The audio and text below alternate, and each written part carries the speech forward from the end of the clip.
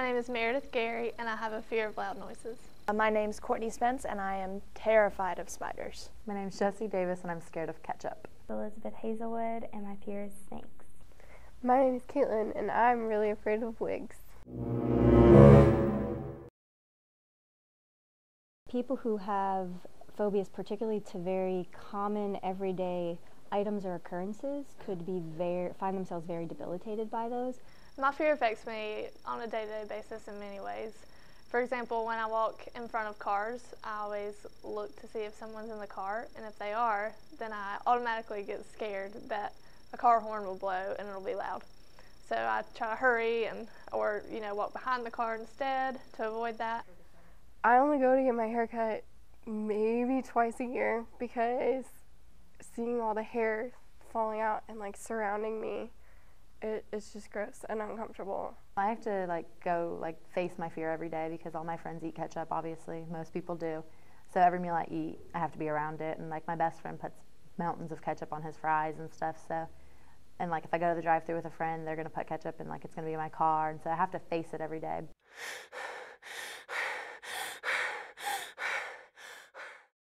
A lot of times phobias are accompanied with what we call panic attacks.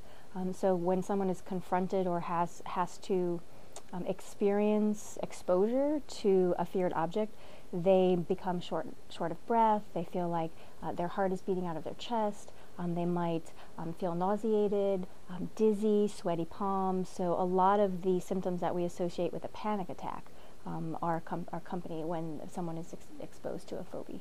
If I'm around family or close friends and they know that I have a fear of loud noises, I'll just close my ears and, deal with it that way. But if I'm around a crowd of strangers or someone that I'm trying to impress, then I'll kind of try to hide it and be really subtle if I close my ears or just act like it's not there at all. I get very nervous, I get shaky, I cry sometimes if it's really bad. If it touches me, I'll break out in hives. Last year for my birthday, somebody put it on my arm as a prank, and I broke out in hives and shaking, and I had to go to the bathroom crying for a minute to pull myself together. First I get sweaty palms. Well, no, first I shriek.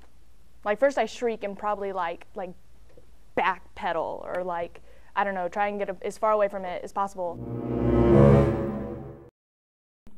There was I think it was a copperhead in the road in front of our house, and this man who had been running came up to our house and was like, just so you know, I know you have young kids, make sure, you probably want to go out there and kill it.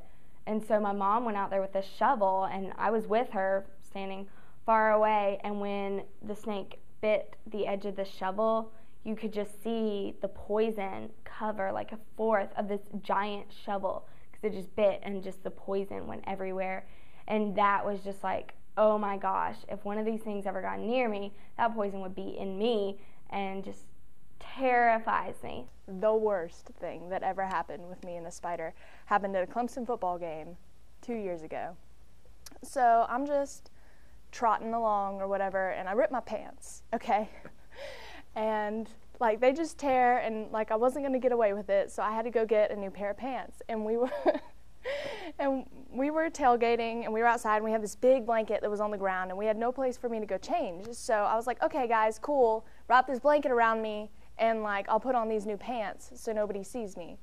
So we wrapped the big blanket around me, and when they pulled the blanket away, I was there is it was a tarantula. And I know you think that I am over exaggerating, but it was legitimately this big. I could see all 8 of its eyes. It was coming for me, and it was on my stomach. It had been on the blanket, and while I was changing my pants, it could potentially have gone in my pants. But it was there, and it was coming for me. And that was the worst thing that ever happened to me with a spider. There definitely seems to be some studies indicate a genetic component to phobias and the development of phobias. For example, you can take identical twins who were separated at birth, and they will sometimes, if one develops a phobia to a specific item or experience, the identical twin who did not grow up in the same environment, maybe didn't even have contact with the other twin, develops the same type of phobia.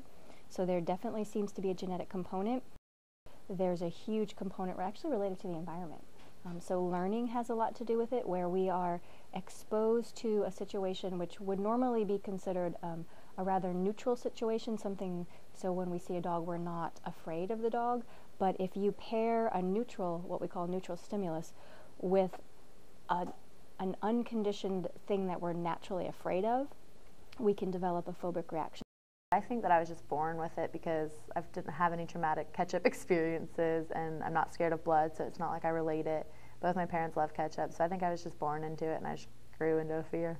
Honestly, I have no idea. I think that maybe I'm just really weird, and there's not an experience that's an issue.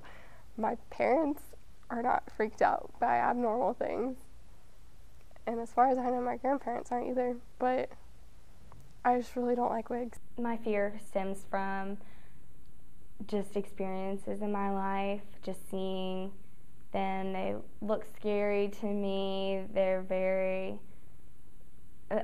I just see them as very dangerous. But I also think I just have sensitive ears, and it's just a part of who I am, and but I try to overcome it as I mature and grow up. I try to think about me as an adult and how I look to others, and that kind of helps me overcome it.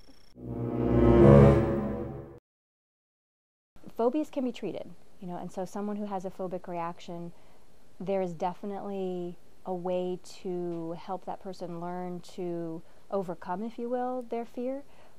The unfortunate thing with most of the treatments for phobias, it requires people to actually have exposure to their feared situation.